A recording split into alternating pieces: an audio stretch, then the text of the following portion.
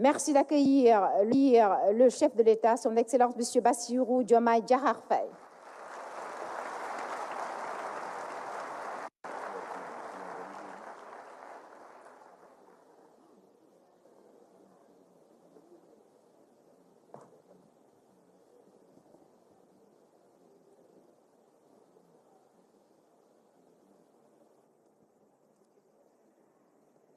Monsieur le Premier ministre, Madame la Présidente du Haut Conseil des collectivités territoriales, Monsieur le Président du Conseil économique, social et environnemental, Monsieur le ministre de l'Éducation nationale, Monsieur le ministre de la Formation professionnelle, Monsieur le ministre de l'Enseignement supérieur, de la Recherche et de l'Innovation, Mesdames, Messieurs les membres du corps diplomatique, représentants des partenaires techniques et financiers, honorables députés, membres du Haut Conseil des collectivités territoriales et du Conseil économique, social et environnemental, Mesdames, Messieurs les recteurs, doyens faire, inspecteurs d'académie, membres du corps enseignant et du personnel administratif, Mesdames, Messieurs les représentants des partenaires sociaux, Monsieur le parrain, Mesdames, Messieurs les membres de la famille du parrain, chers parents d'élèves, chers lauréates et lauréats, chers invités, Mesdames et Messieurs. La cérémonie solennelle de distribution des prix aux lauréats du concours général est assurément un de ces importants qui rythment la vie de notre nation. Elle nous offre l'occasion de célébrer les meilleurs élèves des classes de première et de terminale qui se sont distingués par des performances exceptionnelles. Cette cérémonie n'est pas seulement une reconnaissance de votre travail acharné et de vos talents exceptionnels. Elle est aussi une célébration de l'avenir radieux que nous souhaitons bâtir ensemble pour notre cher Sénégal. Chères lauréates, chers lauréats, votre réussite est le fruit de vos efforts, de l'accompagnement de vos familles, de l'engagement sans faille de vos enseignants. Nous vous donnons aujourd'hui un exemple en vous portant en triomphe, car vous représentez ce que le système éducatif a de meilleur à offrir. Venus d'horizons divers et de couches sociales diverses, vous êtes la preuve vivante que l'excellence est à la portée de tous ceux qui portent un rêve de réussite et persévèrent dans le travail acharné pour le réaliser. En cela, l'éducation est le socle sur lequel repose toute société juste, équitable et prospère. Elle est le rempart contre l'ignorance et les inégalités et le levier de la transformation sociale. Nous devons donc garantir à chaque enfant, qu'il soit en milieu urbain ou rural, les mêmes opportunités de réussite. Pour ce faire, nous travaillons au renforcement et à la modernisation des infrastructures scolaires, mais également à la formation des enseignants et à l'amélioration des conditions d'exercice de leur noble métier avec des contenus pédagogiques pertinents et adaptés aux défis du XXIe siècle. C'est à travers une éducation de qualité que nous formons des citoyens éclairés, conscients de leurs droits et de leurs devoirs et aptes à participer pleinement au développement de notre pays. Cela témoigne de la noblesse de la fonction enseignante, qui n'a d'égal que la passion de nos enseignants pour la transmission du savoir et de l'élévation de l'esprit. Je tiens ainsi à féliciter chaleureusement tous les acteurs de l'éducation, enseignants, élèves, parents d'élèves.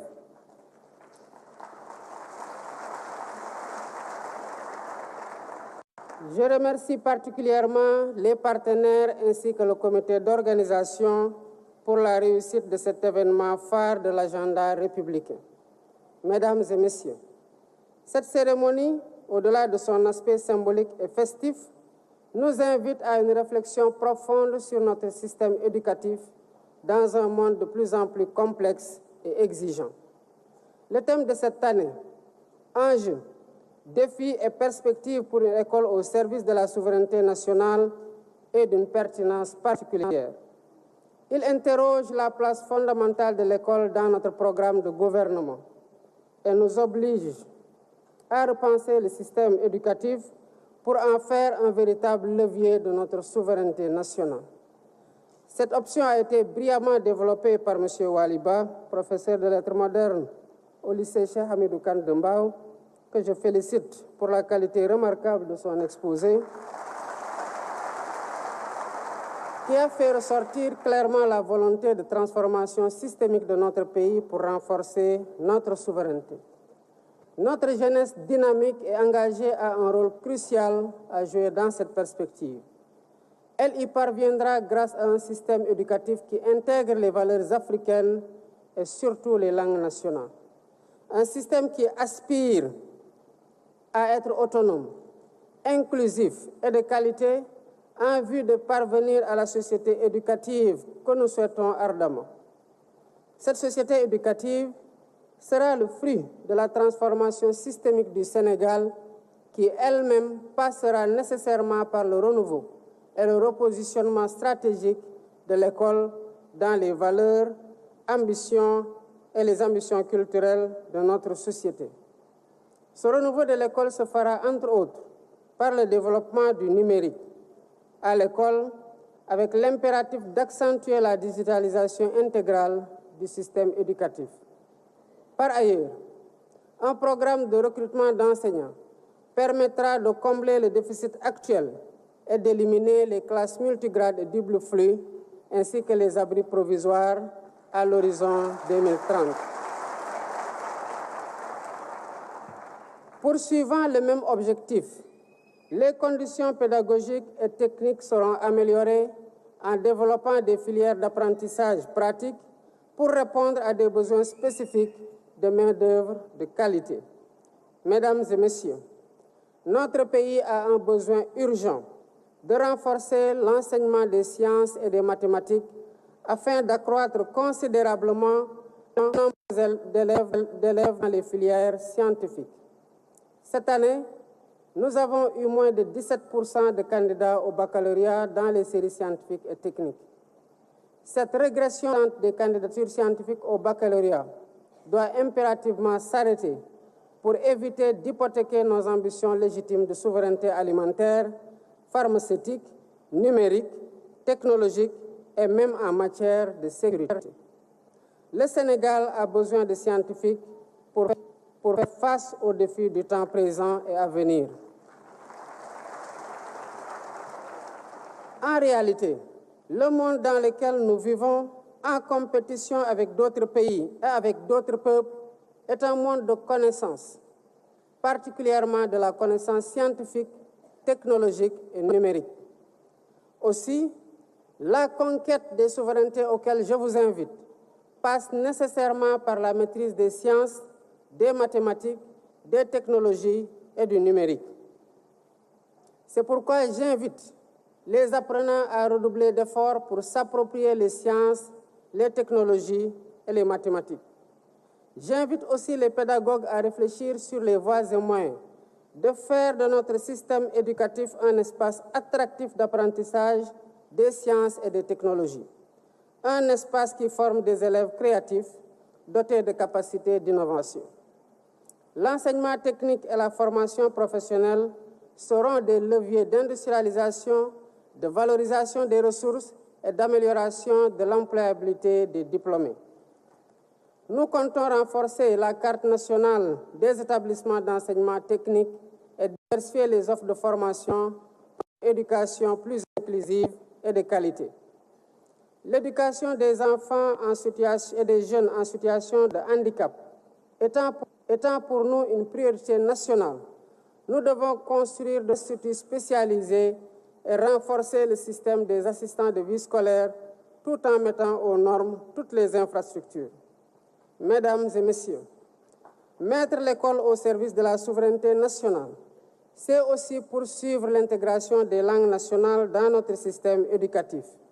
Les expérimentations en cours dans le cadre du modèle harmonisé d'éducation bilingue au Sénégal seront capitalisées en vue de mettre ces langues au cœur du dispositif d'enseignement. Par ailleurs, l'évaluation du système éducatif en cours permettra une mise en adéquation des programmes avec les réalités, les enjeux du moment et les besoins de l'économie nationale. C'est dans cette perspective que j'ai instruit de renforcer le rôle et la place de la Faculté des sciences et techniques de l'éducation et de la formation FASTEF et de l'UFR des sciences de l'éducation, la formation et du sport, ainsi que des écoles nationales de formation d'instituteurs en vue de l'amélioration continue de la qualité des enseignements. Mesdames et messieurs, pour la présente édition, j'ai choisi comme parrain un homme d'exception, un homme de science qui fait la fierté de notre pays en Afrique et dans le monde. Je veux nommer le professeur Mamadou Sangaré.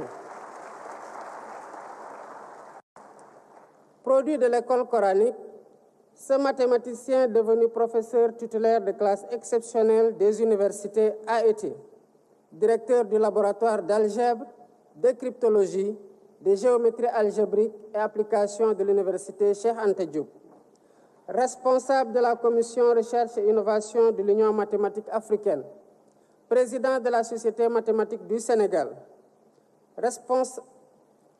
directeur général de l'enseignement supérieur, conseiller scientifique de la Commission nationale de cryptologie, membre de l'Académie nationale des sciences et techniques du Sénégal.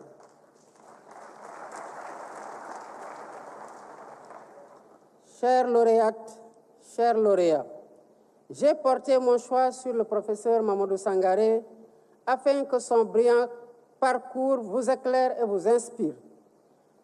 Vous devrez, comme lui, toujours persévérer dans le culte de l'effort et de l'excellence pour rester parmi les meilleurs. Vous vous êtes bien distingué parmi tous les élèves du Sénégal et je tiens à vous féliciter chaleureusement. Vous faites ma fierté personnelle. Vous faites aussi la fierté de toute la nation. En toutes circonstances, vous devez toujours cultiver l'esprit patriotique. La nation toute entière place beaucoup d'espoir en vous pour continuer à rayonner. Le flambeau est déjà entre vos mains et nous sommes conscients que votre éducation n'a pas de prix. Car seule une éducation de qualité de notre jeunesse nous garantit un Sénégal souverain, un Sénégal juste, un Sénégal prospère dans une Afrique en progrès. Ensemble, continuons d'investir et de nous investir dans l'éducation pour un Sénégal meilleur. Vive le Sénégal, vive l'Afrique.